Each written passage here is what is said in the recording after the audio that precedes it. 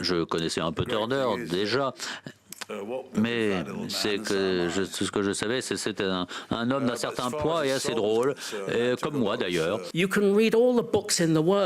pouvez lire tous les livres que vous voulez, vous pouvez faire des recherches pendant des millions d'années, mais ça ne va pas vous donner ce qui se passe face à une caméra. Ça ne va pas créer Turner. Encore faut-il recréer le personnage face à la caméra.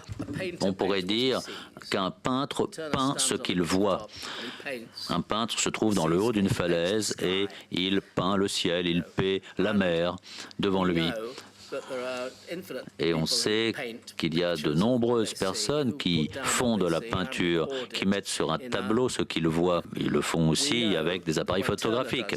Mais lorsque Turner peint, il voit au-delà du ciel, au-delà de la mer, et il nous montre sur son tableau l'expérience qu'il vit et qui va au-delà de la surface des choses. J'ai donc commencé par les couleurs de Turner. Et ça, c'était le seul vraiment travail rigoureux que j'avais à faire.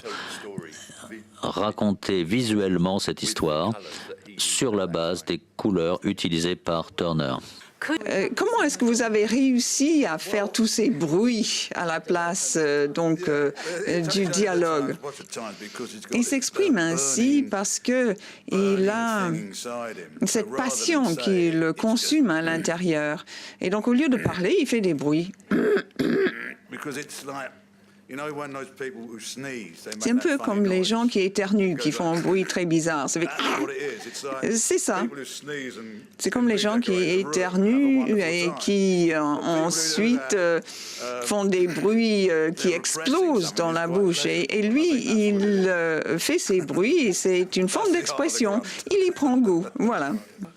En tant que réalisateur, est-ce que vous pensez qu'il y a des parallèles avec l'artiste M. Turner? Non, pas du tout. Pour formuler les choses différemment,